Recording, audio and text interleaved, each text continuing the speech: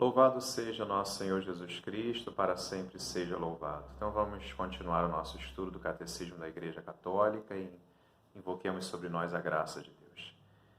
Em nome do Pai, do Filho e do Espírito Santo. Amém. Criador inefável, Tu que és a fonte verdadeira da luz e da ciência, derrama sobre as trevas da minha inteligência um raio da Tua claridade.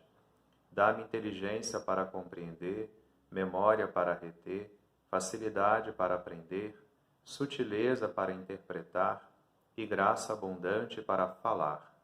Meu Deus, semeia em mim a semente da Tua bondade. Faz-me pobre sem ser miserável, humilde sem fingimento, alegre sem superficialidade, sincero sem hipocrisia, que faça o bem sem presunção, que corrija o próximo sem arrogância, que admita a sua correção sem soberba, que a minha palavra e a minha vida sejam coerentes. Concede-me verdade das verdades, inteligência para conhecer-te, diligência para te procurar, sabedoria para te encontrar, uma boa conduta para te agradar, confiança para esperar em ti, constância para fazer a tua vontade. Orienta, meu Deus, a minha vida, concede-me saber o que tu me pedes e ajuda-me a realizá-lo para o meu próprio bem e o de todos os meus irmãos. Amém.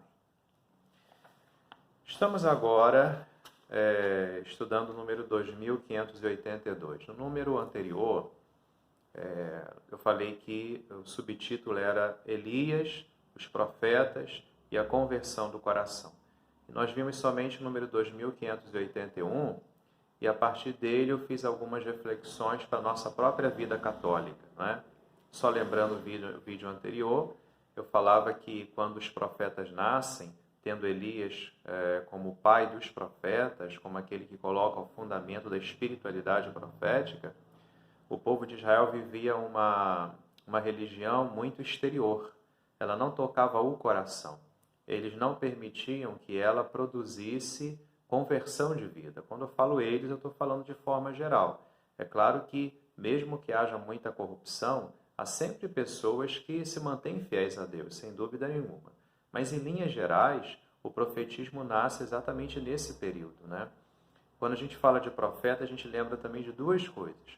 O profeta é aquele que anuncia e aquele que denuncia.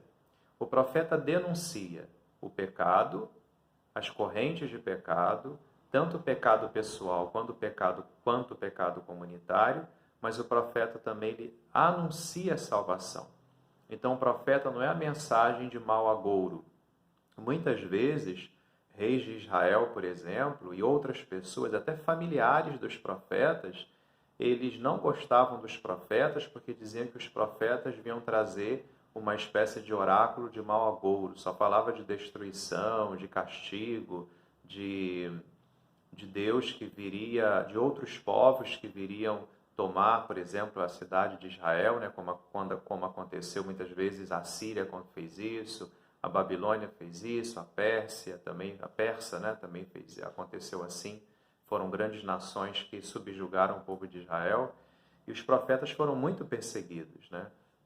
O Catecismo da Igreja Católica, aí no número 2582 em diante, vai falar o que eu acabei de dizer para vocês, né? Elias foi o pai dos profetas de toda uma geração de homens que procuraram a Deus, procuraram entender a palavra de Deus que era dirigida a eles e agir de acordo com essa palavra do Senhor.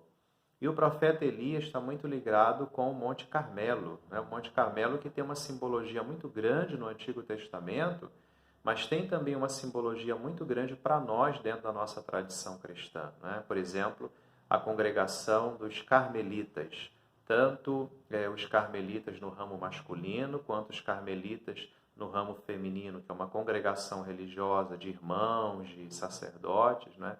Eles foram inspirados exatamente em Elias, em toda a sua espiritualidade, em toda a espiritualidade que Elias demonstra, e eles procuram viver isso, né? Essa mística, digamos, espiritual carmelitana do Monte Carmelo. Então, a relação de Elias com o Monte Carmelo é muito forte.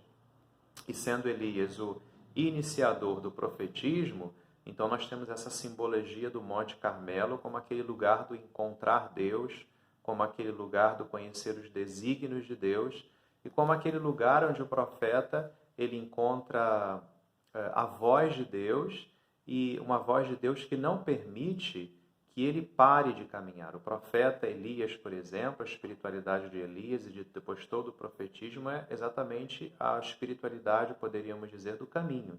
Aquele que nunca para de caminhar. Elias vai na vinha de Nabote. Elias se encontra, como diz aqui o Catecismo da Igreja Católica, no número 2583, né? Ele se encontra com a viúva de Sarepta. Nós conhecemos um pouquinho da história, né? Uma viúva, uma mulher pobre. Elias estava fugindo do rei Acabe, porque o rei Acabe estava perseguindo ele para poder matá-lo, pelas coisas que ele estava dizendo, né? Ele não aceitava de forma alguma o rei Acabe. Então ele vai para uma região ainda em Israel, mas uma região pagã, e ali ele encontra essa viúva que estava catando lenha, e ele pede que a viúva lhe dê água, lhe dê comida, e ela disse que estava catando lenha exatamente para poder fazer o último punhado de farinha e azeite, fazer um pão para ela e o filho dela comerem, e depois disso eles iam morrer de fome, porque eles não tinham mais onde conseguir comida, nem farinha, nem nada. Então Elias pede a ela, digamos assim, uma ação, um voto de confiança nele, que ela prepare a comida, dê para ele, que nunca mais faltaria nem azeite nem farinha na casa dela. E foi exatamente o que aconteceu. Ela acreditou no servo Elias, né? Depois, Elias continuou vivendo por ali. Depois de um tempo, o filho dela morre. Ela vai até Elias e quer saber, mas por que isso aconteceu? Eu fui bom com você, né? Fui bom com o seu Deus, como você pediu. Por que ele levou meu filho? Então, Elias pega o filho dela, leva para o quarto, reza, deita-se sobre ele 3 vezes, né? Então nós lembramos que o número 3 na Bíblia, ele tem um simbolismo da plenitude de Deus. Lembremos da Trindade Santa, o Deus 3 vezes santo, quando a gente canta na missa Santo, Santo, Santo, né?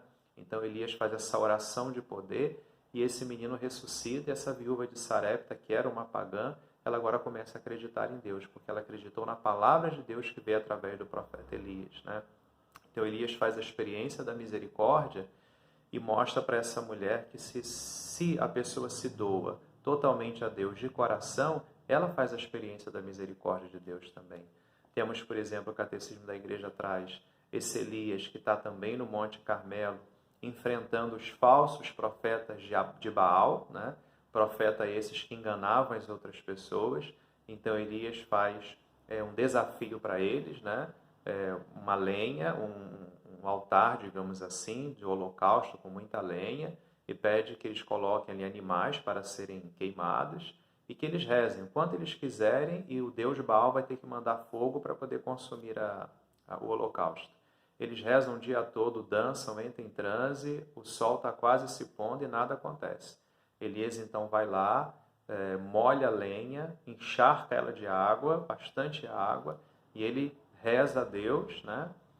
Responde-me, Senhor, responde-me. Então faz uma oração bonita, e aí Deus manda do céu o fogo que queima aquela lenha molhada e consome todo o holocausto, né?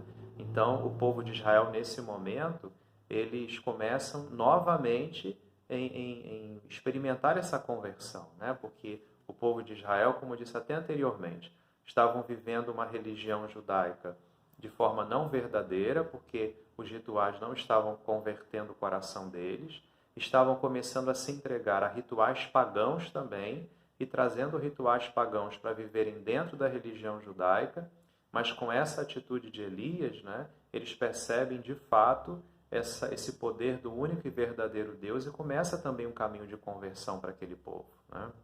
Depois o Catecismo da Igreja Católica, ainda nesse número 2583, fala desse Elias que finalmente retoma o caminho do deserto, porque o caminho do deserto, o deserto tem uma simbologia de espiritual muito grande também.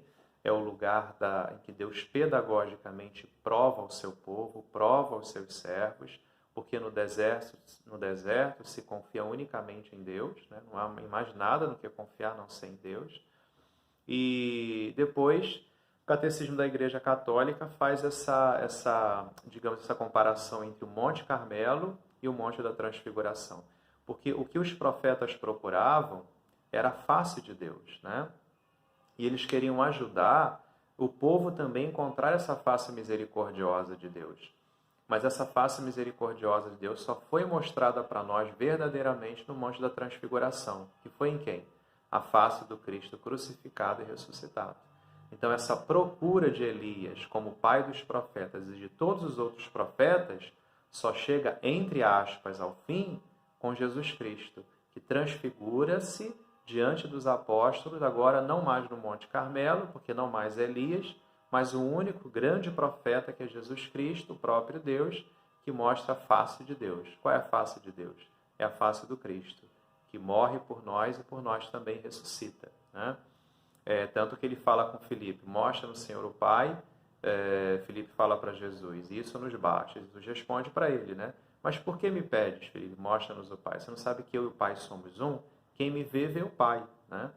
Então, o catecismo nos faz compreender que toda essa fidelidade que os profetas procuraram ajudar o povo a reencontrar, a viver uma religião verdadeira, autêntica, perceber os pecados que os levavam para o caminho errado, então voltar a praticar uma religião, nada mais era do que uma preparação para contemplar a verdadeira face de Deus na pessoa de Jesus Cristo, né?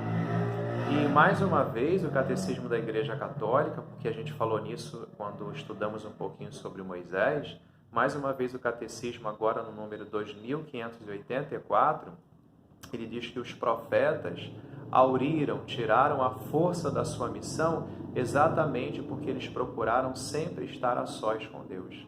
Eram homens que caminhavam sempre. Eles se colocavam em caminho porque a palavra de Deus precisava ser anunciada em todas as situações, né? Então a força do profeta estava quando eles se encontravam, entre aspas, né, a sós com Deus, conversando com Deus, procurando discernir a palavra de Deus. De modo que para os profetas, que geralmente eram homens que viviam muito sozinhos, porque muitas vezes as pessoas não entendiam e não aceitavam a profecia deles porque era uma profecia dura. Não é fácil as pessoas dizerem que nós estamos no caminho errado. Muita gente não aceitava, né? Mas os profetas sabiam que deveriam pregar. Pregar o que era errado, né? Mas anunciar ao mesmo tempo a salvação para que o povo pudesse se salvar da sombra da morte.